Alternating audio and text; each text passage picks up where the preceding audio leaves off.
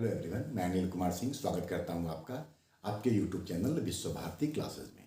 झारखंड सचिवालय से संबंधित इन दिनों जो हम ऑब्जेक्टिव क्वेश्चन का सेट आपके लिए लेकर के आ रहे हैं, उसी का एक कड़ी ये भी है। आज के इस वीडियो में आप झारखंड के इतिहास से संबंधित, भूगोल से संबंधित, झारखंड की संस्कृति से संबंधित प्रश्नों को तो देखेंगे ही।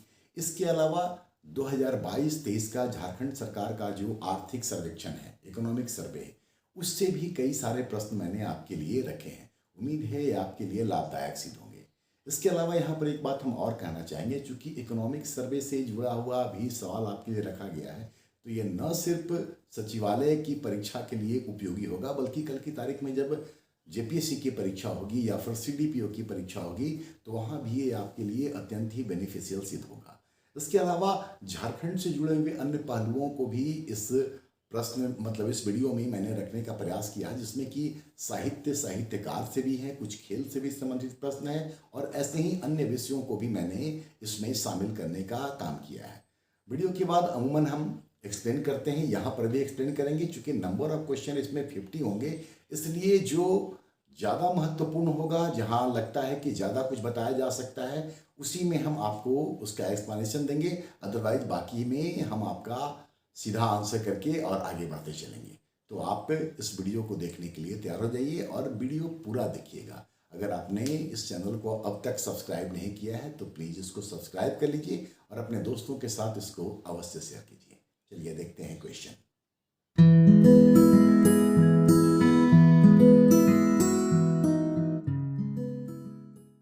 Question number 1। झारखंड में विंध्य श्रेणी की चट्टानें जो मुख्य रूप से गढ़वा जिले के उत्तरी भाग में है, उसमें क्या पाया जाता है? बलुआ पत्थर एवं कोयला की पत्थरें। ये बेसिकली गोंडवाना श्रेणी के चट्टानों में, जो दामोदर घाटी की तलहटी में बनी है, वैसी चट्टानों में पाया जाता है। ऑप्शन बी को देखिए, खनिज संपदा। खनिज संपदा झारखंड में मुख्य रूप से आर्कियन ग्रेनाइट और धारवार चट्टानों में पाई जाती है। इस सवाल का सही उत्तर है बलुआ पत्थर एवं चूना पत्थर, जबकि ऑप्शन सी इसका सही उत्तर है। डी को देखें, लेटराइट एवं बॉक्साइट। राजमहल ट्रैप और दक्कन की लावा चट्टानों में ये मुख्य रूप से पाई जाती है। नंबर 2। झारखंड का कौन सा जिला उत्तर प्रदेश, छत्तीसगढ़ एवं बिहार की सीमा को स्पर्श करता है? यहां सीधा आंसर जानते हैं, इसका सही उत्तर है D, Garhwa.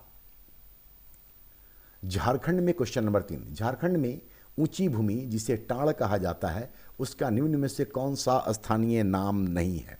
Option A, Chaura. Chaura basically दोन को या नीची भूमि को कहा जाता है, तो इसका सही उत्तर है ए, चौरा, मतलब नीची भूमि। इसके अलावा नीची भूमि को कनारी, घोघरा, गढ़ा भी कहा जाता है। भीठा, बहारसी और दिहारी, ये सब बाकी 3 जो ऑप्शन हैं वो उनके लिए है जो कि टाड़ से संबंधित है। नंबर 4। झारखंड में किस मिट्टी में अरहर एवं अरंडी मुख्य रूप से पाई जाती है? सही उत्तर है इसका लेटराइट मिट्टी, जिसका कि रंग गहरा लाल होता है और इसमें लौह अयस्क की या लौह ऑक्साइड की अधिकता होती है, इसी कारण से ये गहरे लाल रंग का होता है। काली मिट्टी में झारखंड में मुख्य रूप से चावल और चना होती है। रेतीली मिट्टी में मुख्य रूप से मिलेट्स, मतलब कि मोटे अनाज होते हैं, जबकि लाल मिट्टी जो होती है ये कम उर्वर होती है और इसे राखर मिट्टी भी कहा जाता है। तो खैर इस सवाल का सही जवाब है बी। नंबर 5। लाख के उत्पादन में झारखंड का भारत में प्रथम स्थान है। किस वृक्ष पर पलने वाले लाह के कीट सबसे बढ़िया लाह प्रदान करते हैं? सीधा इसका आंसर जानते हैं, इसका आंसर है डी, कुसुम। और कुसुम पे जो पाया जाता है उसको कुसुमी लाह कहा जाता है।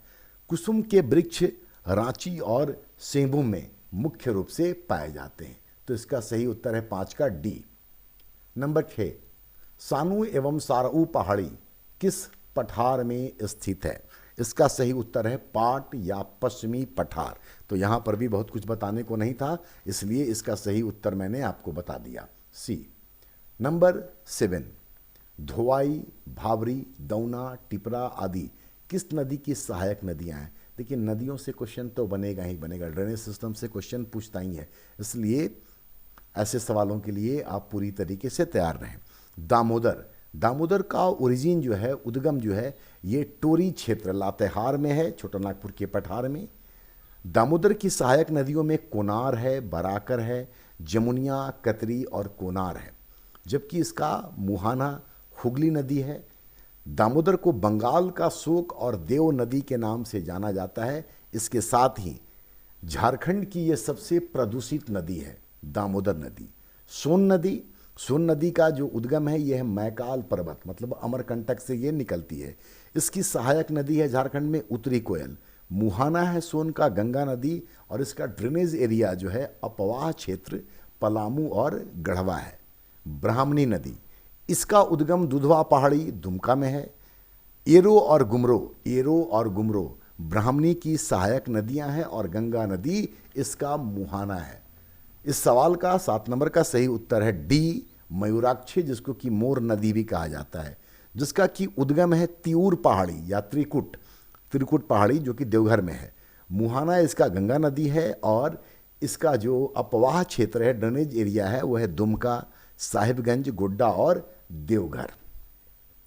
नंबर 8, ये इकोनॉमिक सर्वे 22-23 के सेट से लिया गया है, और ये बड़ा ही रिलायबल और ऑथेंटिक सोर्स है। यहाँ देखिए कि आर्थिक सर्वेक्षण 2022-23 के अनुसार झारखंड में शुद्ध बोया गया क्षेत्र नेट शोन एरिया कितना है? 28%। तो ये बेसिकली एरिया है फॉरेस्ट के अंदर जो झारखंड में आता है, वन के अंतर्गत आने वाले क्षेत्र के लिए ये 28%। इसका सही उत्तर है 17%। 17% में जो शुद्ध बोया गया क्षेत्र सो है। इसके अलावा झारखंड में 17% परती भूमि भी है, फैलो लैंड जिसको बोलते हैं, वो भी 17% है, जबकि 5% कृषि योग्य बंजर भूमि है और 7% बंजर एवं कृषि योग्य भूमि है। तो इस सवाल का सही जवाब है बी, और ए, सी और डी के विषय में भी मैंने आपको बताया, जिसको आप निश्चित तौर पे नोट कर लीजिए। नंबर 9, ये भी इकोनॉमिक सर्वे से है। 2022-23 के आर्थिक सर्वेक्षण के अनुसार झारखंड में शस्य गहनता मतलब कि क्रॉप इंटेंसिटी कितनी है? क्रॉप इंटेंसिटी कैसे निकालते हैं पहले ये जान ले।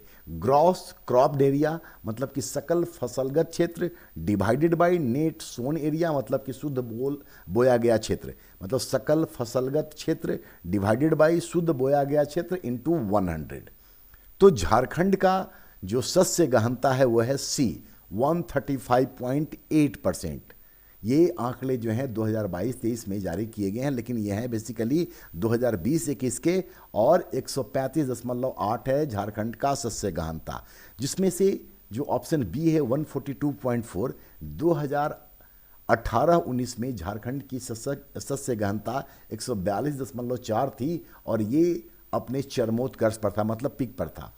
यहाँ पर ये भी जान ले कि भारत का जो शस्य गहनता है वह है 136%, और आज़ादी के बाद से भारत के शस्य गहनता में मात्र 25% का ही वृद्धि हुआ है। तो खैर इसका सही उत्तर है सी, भारत का भी मैंने बताया, और ये भी बताया कि झारखंड में शस्य गहनता अब तक रिकॉर्ड 142.4 सबसे ज़्यादा था 2018-19 में। नंबर 10, झारखंड राज्य की स्थापना के बाद से लेकर वर्तमान तक राज्य के बजट के आकार में कितनी वृद्धि हुई है? ये भी 2022-23 के सर्वे के अकॉर्डिंगली ही क्वेश्चन है, वहीं से उठाया गया है। ऑप्शन देखिए, 5 गुना, 9 गुना, 11 गुना या 13 गुना। सही उत्तर है 13 गुना। वास्तव में ये 13.6 है, अगर एग्जैक्टली हम लोग बोलें तो 13 गुना इसका ये है। यहाँ पर कुछ आंकड़े आप चाहें तो नोट कर सकते हैं।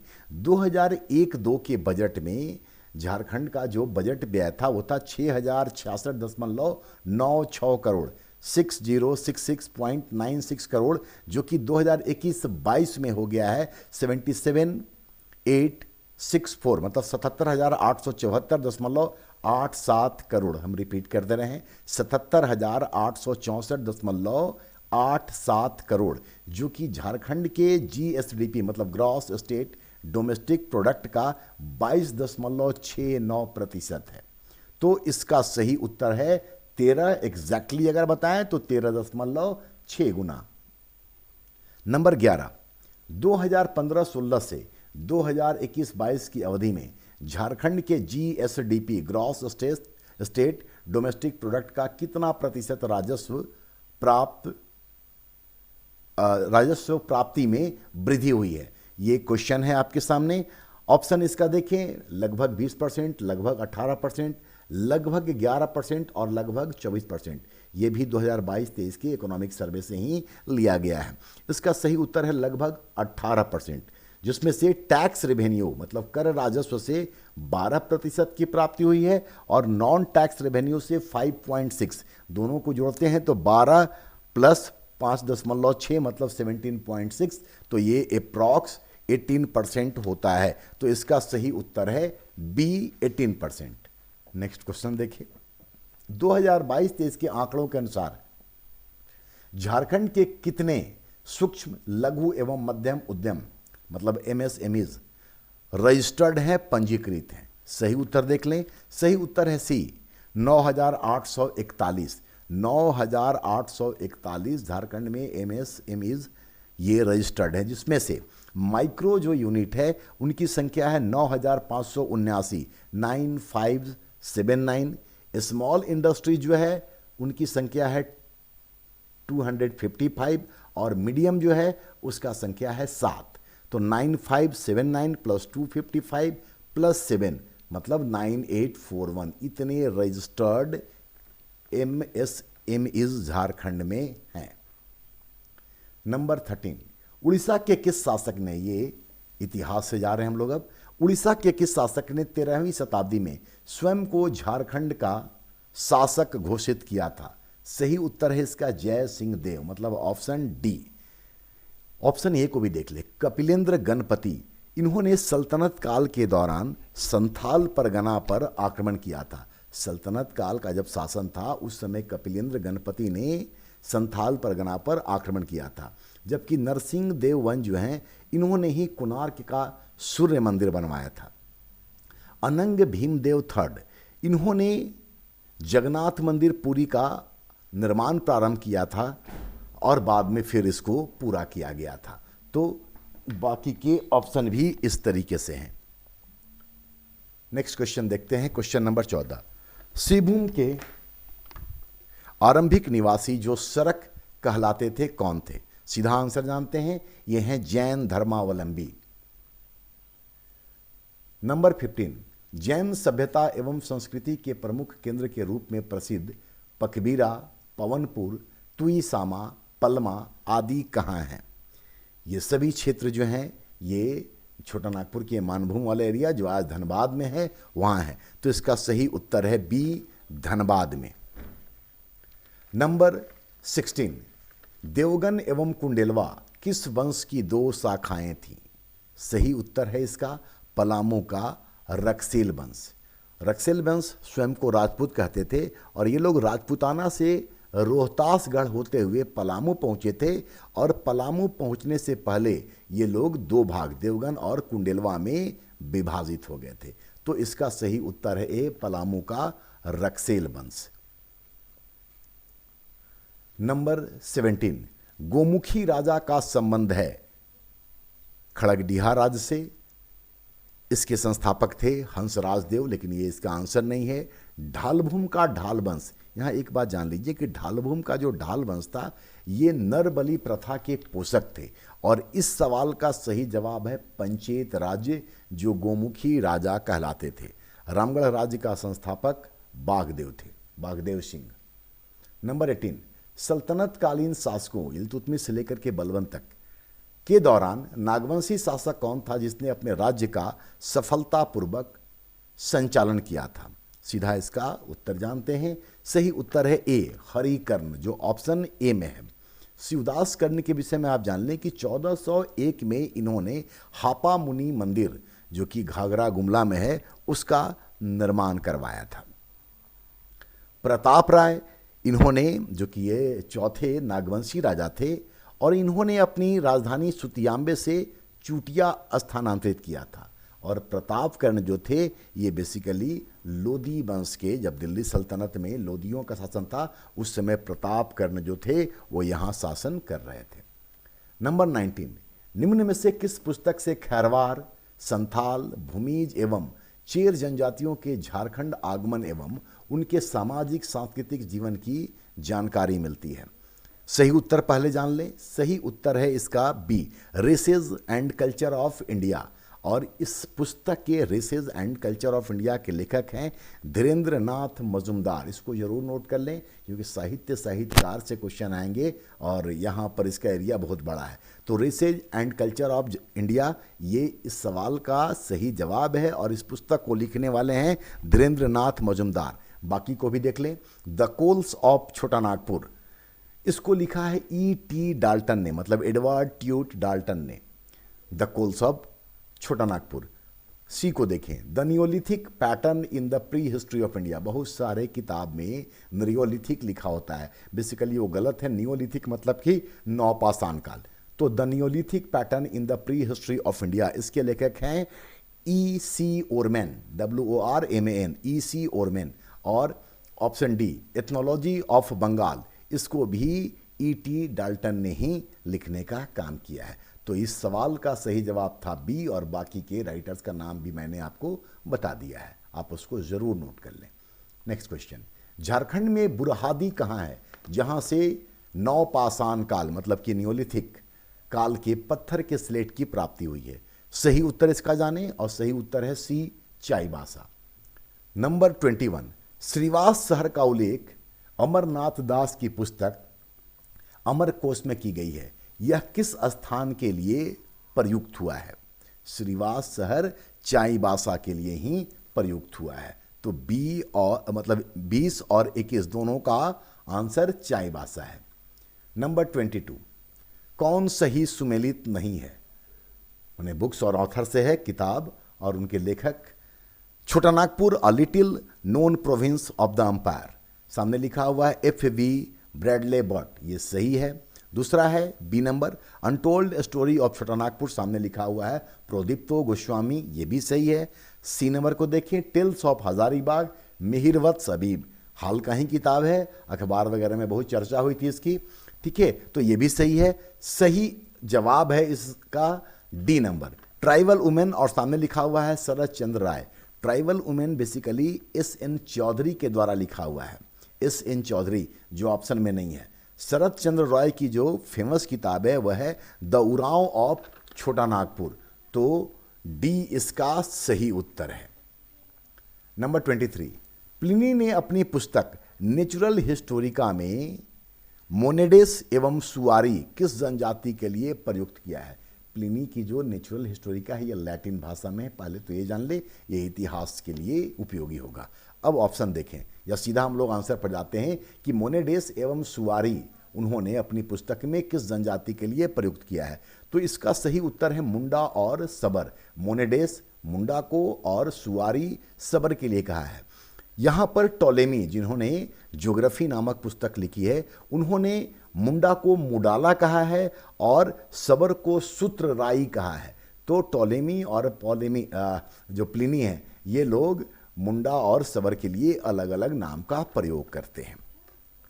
नंबर 24, महाभारत के किस पर्व में झारखंड के लिए पुंडरीक देश के नाम का उल्लेख हुआ है? आप सबको पता होगा कि महाभारत में 18 पर्व हैं, 4 पर्वों का यहाँ नाम लिखा हुआ है। भीष्म पर्व, भगवत गीता जो है इसी पर्व से संबंधित है। बी है दिग्विजय पर्व, जो बेसिकली महाभारत के सभा पर्व का एक उप पर्व है, उसी में पुंडरीक देश का उल्लेख हुआ है। तो सही उत्तर है बी, दिग्विजय, जो कि सभा पर्व का हिस्सा है। अगर सभा पर्व भी होता तो वही उत्तर सही होता। आदि पर्व शुरुआत के लिए है, इसमें सभी राजकुमारों के जन्म और लालन पालन के संदर्भ में जानकारी होती है। और उद्योग पर्व जो है यह महाभारत युद्ध की तैयारी से संबंधित है। तो 18 पर्व में बटा हुआ है, जिसमें से दिग्विजय पर्व जो कि सभा पर्व का एक हिस्सा है, उसमें पुंडरीक देश का नाम है झारखंड के लिए। नंबर 25, रसिक मंगल नामक ग्रंथ में छोटा नागपुर को नागभूम नाम से संबोधित किया गया है। इस पुस्तक के लेखक कौन है? यहाँ पर आपको हम यही बात बताना चाहेंगे कि शरद चंद्र राय ने कहा है कि झारखंड के कई सारे क्षेत्रों में भूम शब्द जो है ये प्रत्यय, उपसर्ग और प्रत्यय जो व्याकरण में होता है उसमें भूम शब्द झारखंड के विभिन्न स्थलों के लिए प्रत्यय के रूप में इस्तेमाल हुआ है। इस बात को पहले आप जान लें। अब इसका सही उत्तर देखें, सही उत्तर है इसका केशव दास। रसिक मंगल नामक ग्रंथ में छोटानागपुर को नागभूम कहा गया है और रसिक मंगल पुस्तक के लेखक हैं केशव दास। कृष्ण राजगुप्त, इन्होंने भूम शब्द को पहाड़ी सांस्कृतिक तत्व का हिस्सा माना है। तो सही उत्तर इसका केशव दास, और बाकी जो जानकारियां मुझे देनी थी मैंने आप तक पहुंचाने का काम किया। नेक्स्ट क्वेश्चन देखें 26। ताना भगत किसके नेतृत्व में पहली बार स्वतंत्रता आंदोलन में शामिल हुए थे? सही उत्तर देखें इसका सिद्धू भगत, जो कि कुड़ू थाना क्षेत्र के निवासी थे और नन कॉपरेशन मूवमेंट मतलब कि असहयोग आंदोलन के दौरान ये लोग भारत के स्वतंत्रता आंदोलन में शामिल हुए थे। 27। मध्यकाल में हिंदू मुसलमानों की आगमन पर जनजातियों में सांस्कृतिक तत्व बदले। इसी क्रम में खड़िया जनजाति में सूर्यदेव ने क्या नाम ग्रहण किया? मतलब खड़िया जनजाति में सूर्यदेव को किस नाम से पुकारा जाता था, जो बेसिकली सांस्कृतिक समन्वय के परिणाम स्वरूप होता है? सही उत्तर है इसका बेला भगवान। तो खड़िया जनजाति सूर्यदेव के लिए बेला भगवान शब्द का इस्तेमाल करते हैं। नंबर 28। कर्मा पर्व के समय गाए जाने वाले लहुसा गीत पर किसका स्पष्ट प्रभाव था? तो एक तो ये है कि लहुसा गीत किस पर्व के दौरान गाए जाते हैं, तो उसका आंसर आपके सामने है करवा पर्व। सही उत्तर है इसका वैष्णव धर्म का या वैष्णव धर्म का। दरअसल इसके पीछे इतिहास ये है कि चैतन्य महाप्रभु, जो कि सबसे बड़े भक्ति संत माने जाते हैं, जिनको कि निमाय पंडित गौरांग स्वामी कहा जाता है, जिन्होंने कीर्तन को बहुत लोकप्रिय बनाया, उन्हीं के विषय में बात कर रहे हैं हम लोग। नदिया जिले बंगाल में जिनका जन्म हुआ था। खैर, चैतन्य महाप्रभु जब पुरी से मथुरा जा रहे थे तब वो इस क्षेत्र से मतलब झारखंड वाले क्षेत्र से गुजरे थे और इसी क्रम में उन्होंने झारखंड की कई जनजातियों को वैष्णव धर्म में दीक्षित किया था। इसीलिए कर्मा पर्व के समय गाया जाने वाला लहुसा गीत पर वैष्णव धर्म का प्रभाव है। 29। मुंडा जनजातियों में वैवाहिक समारोह से संबंधित हुपा रूपा जुहार क्या है? ऑप्शन को देखें। बारात ठहराने का स्थान, इसको जालोन, जिसको हम लोग सामान्य शब्दों में जनमासा कहते हैं, तो बारात का ठहरने का या रहने का स्थान जालोन कहलाता है। विवाह पश्चात वर कन्या द्वारा आम वृक्ष के तने में वर और कन्या द्वारा आम वृक्ष के तने में सूत लपेटना। दरअसल इस परंपरा को उली साखी समारोह कहा जाता है। उली साखी समारोह। और ऐसा करने के बाद ये माना जाता है कि आम का जो वृक्ष है वो उनके वैवाहिक जीवन का साक्ष्य हो गया है। सी, समधि समधि का और समधन समधन का मिलन, यही होपा रूपा जोहार कहलाता है। मतलब इस सवाल का सही जवाब है सी। ऑप्शन डी को भी देख लें। सिंदूर दान की प्रथा जनजातियों में हिंदुओं के संपर्क के फलस्वरूप जो सांस्कृतिक आदान प्रदान हुए, तो सिंदूर दान की प्रथा यहाँ भी प्रचलित हुई। मतलब ये हिंदू विधि से प्रेरित था, लेकिन थोड़ा दोनों में अंतर है। यहाँ ये है कि सिंदूर यहाँ पर वर और कन्या दोनों ही एक दूसरे को टीकने का काम करते हैं। वर 2 बार और वधू के द्वारा 3 बार सिंदूर टीकने या लगाने का काम किया जाता है। Number 30। William Wilson Hunter, William Hunter short में हम लोग जानते हैं, ने अपनी किस रचना में उरांव जनजाति को नीच एवं अनावश्यक जाति समूह बताया था? पहला तो ये जान लें कि ये जितनी भी किताबें लिखी हुई हैं ये सब विलियम विल्सन हंटर या विलियम हंटर की लिखी हुई है। The Indian Musalman, the imperial gazetteer of Bengal, the statistical account of Bengal, ये तीनों। और इसका सही जवाब है एनल्स ऑफ रूरल बंगाल। ये इस सवाल का सही जवाब है। इसी पुस्तक में उन्होंने उरांव जनजाति को नीच और अनावश्यक समूह बताया था। नंबर 31। उरांव जनजाति में तोलोंग क्या है? जनजातीय संस्कृति से जुड़ा हुआ सवाल थोड़ा कठिन भी हो सकते हैं, क्योंकि एक जनजाति दूसरे जनजाति के विषय में शायद उतना न जानता हो, और जो गैर जनजातीय समुदाय से हैं उनके लिए ऐसे सवालों का कलेक्शन और उसको याद रखना एक महत्वपूर्ण चुनौती होगी। खैर, उसी में से एक सवाल ये भी है कि उरांव जनजाति में तोलोंग क्या है। ये बेसिकली एक प्रकार का वस्त्र है जो पुरुषों के द्वारा धारण किया जाता है। और सी ऑप्शन को भी देख लें। सर्वाधिक लोकप्रिय नृत्य यदूर कहलाता है।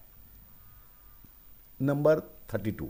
उम्बुल आडेर, पहले जान ले कि मुंडा जनजाति में, और खई भितरैल ये उरांव जनजाति में प्रचलित है। तो उम्बुल आडेर मुंडा में और खई भितरैल उरांव में। ये क्या है?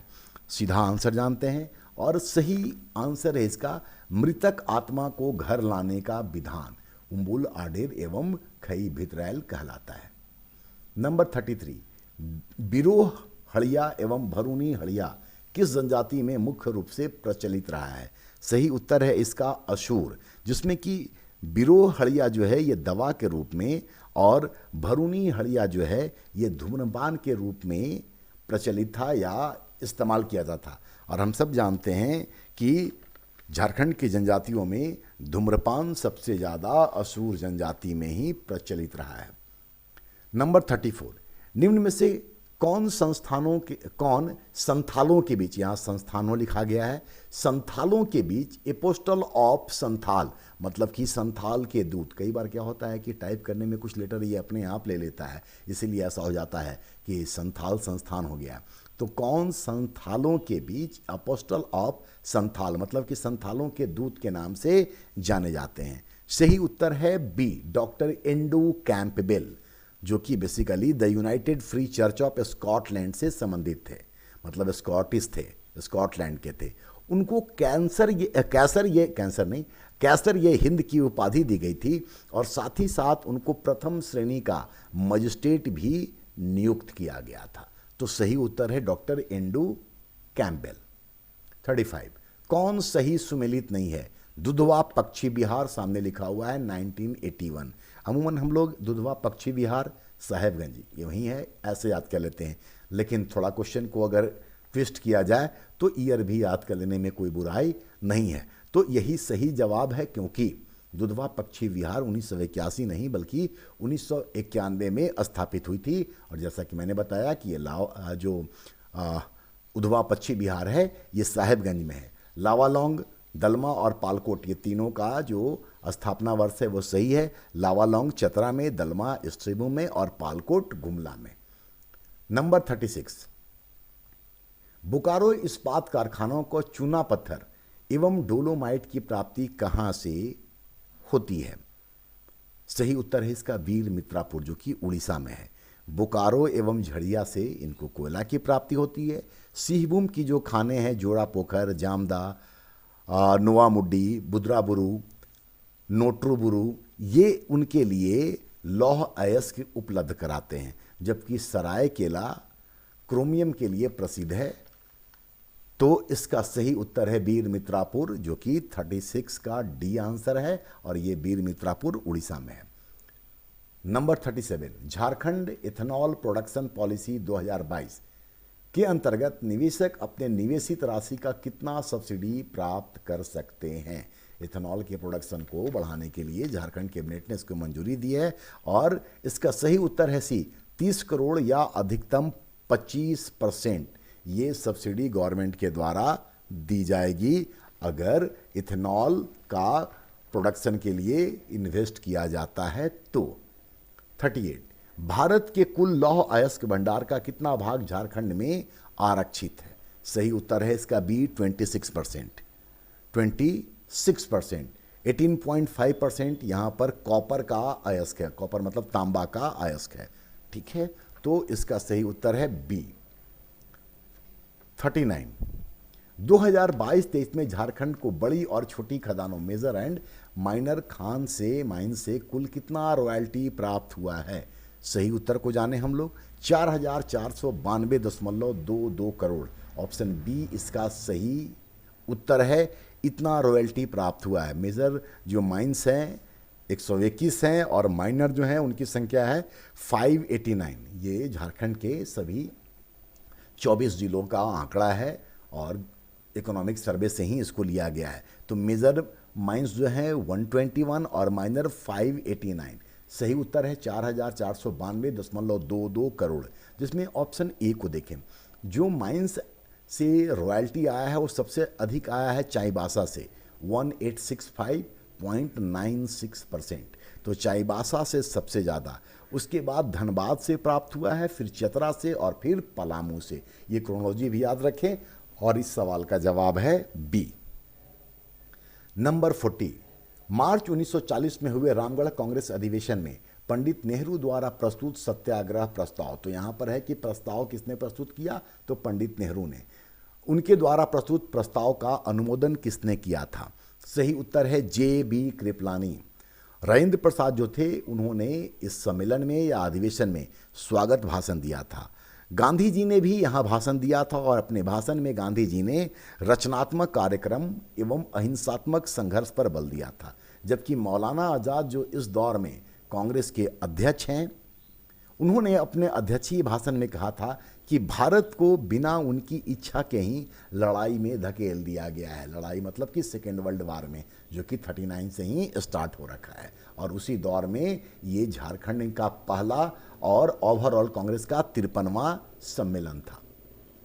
नंबर 41, सविनय अवज्ञा आंदोलन के दौरान 1930 में किस माह में झारखंड में स्वदेशी सप्ताह मनाया गया था? सीधा आंसर जानते हैं इसमें, ये सही उत्तर है डी, सितंबर महीना में। यहाँ एक बात और जान लें कि 16 नवंबर 1930 को जवाहर दिवस मनाया गया था, सविनय अवज्ञा आंदोलन के दौरान ही। नंबर 42, असहयोग आंदोलन के दौरान बिहारी छात्र सम्मेलन की अध्यक्षता डाल्टनगंज में किसने की थी? ये बेसिकली 10 अक्टूबर 1920 को हुआ था और ये इनका 15वां सम्मेलन या अधिवेशन था। सही उत्तर है C.F. एंड्रयूज, जिन्होंने डाल्टनगंज में इसकी अध्यक्षता की थी। Option B C.F. एंड्रयूज।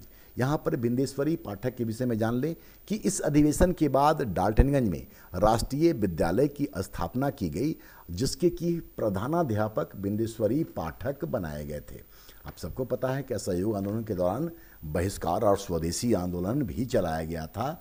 तो उसी क्रम में जो राष्ट्रीय विद्यालय की स्थापना हुई, वहाँ इनको प्रधानाध्यापक बनाया गया था।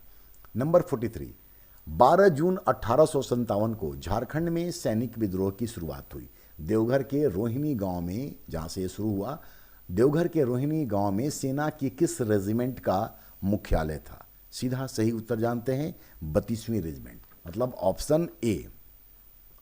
नंबर 44, तिलंगा खड़िया को 23 अप्रैल 1880 को छुपकर किसने गोली मार दी थी? सही उत्तर है बोधन सिंह, ऑप्शन डी।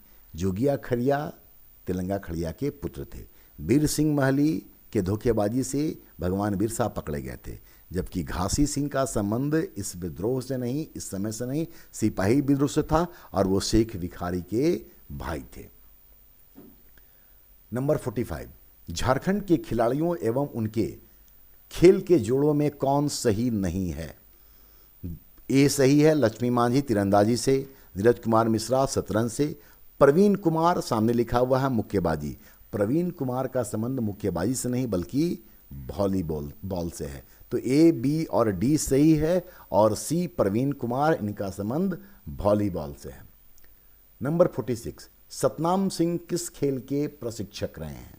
हॉकी? जी नहीं, इनका संबंध हॉकी से नहीं है। फुटबॉल?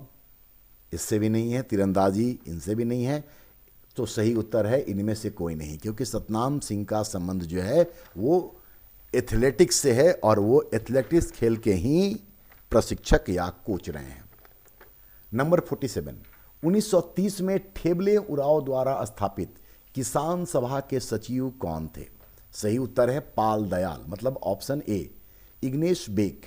ये बोनीफेस लकड़ा के द्वारा जब 1933 में छोटानागपुर कैथोलिक सभा स्थापित की गई थी तो उसके पहले महासचिव बनाए गए थे।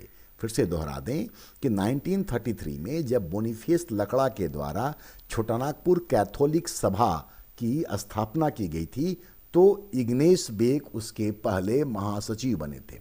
जबकि बागुन सुमरई ये ऑल इंडिया झारखंड पार्टी के संस्थापक हैं और ये काम इनके द्वारा 1967 में किया गया।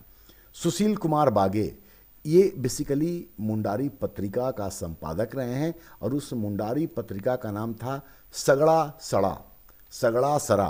तो इसका सही उत्तर है पाल दयाल।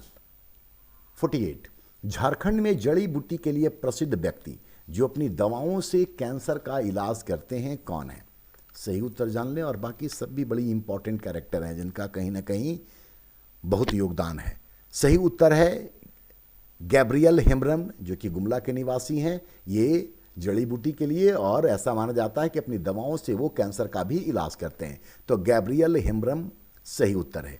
केसी हेम्ब्रम, इन्होंने स्वायत्त कुल्हानिस्तान की मांग की थी और ऐसा करने वाले वो पहले व्यक्ति थे, केसी हेम्ब्रम, और इसी कारण उनको बिहार सरकार के द्वारा देशद्रोही करार दिया गया था। जबकि सिमोन उरांव ये सामुदायिक स्तर पर जल संरक्षण और उसके समुचित उपयोग पर कैसे कार्य किया जाए इसको बताने और लोगों को समझाने का काम किया। जबकि सिमोन उरांव खुद निरक्षर थे, लेकिन इसके बावजूद उन्होंने जल संरक्षण की दिशा में महत्वपूर्ण काम किया। और ऑप्शन डी, जमुना टुडू, इनको पर्यावरण के क्षेत्र में काम करने के लिए जाना जाता है और इनको लेडी टार्जन कहा जाता है। 2019 में जमुना टुडू को पद्मश्री सम्मान से भी सम्मानित किया गया है। नंबर 49, झारखंड राज्य का सबसे बड़ा संसदीय क्षेत्र है पश्चिमी सिंहभूम, जबकि चतरा जो है ये सबसे छोटा संसदीय क्षेत्र है। और इस सवाल का सेट का आखिरी सवाल, क्वेश्चन नंबर 50, झारखंड विधानसभा के लिए पहली बार चुनाव कब कराया गया था? सही उत्तर है डी, 2005 में। तो इसके पहले बिहार विधानसभा से ही लेकर के इसका गठन किया गया था और इसका पहला बार चुनाव 2005 में हुआ था। इस क्रम में अगर हम लोग बात करें तो ये झारखंड में अभी 5वां बार विधानसभा का चुनाव हुआ है, जो 2019 में हुआ था। ठीक है, तो ये 50 क्वेश्चन जिसमें कि हमने अलग अलग डायमेंशन को शामिल करने का प्रयास किया, जिसमें इतिहास, भूगोल के अलावा कल्चर और इकोनॉमिक सर्वे के साथ साथ थोड़ा सा झारखंड के राज्य व्यवस्था पर भी मैंने प्रकाश डालने का या उस दिशा से क्वेश्चन पूछने का प्रयास किया है। तो आप पूरा वीडियो को जरूर देखे होंगे ऐसा मैं मानता हूं, और अपने दोस्तों के साथ इसको शेयर करें। वीडियो कैसा लगा अपनी प्रतिक्रिया अवश्य बताने का काम करें। धन्यवाद।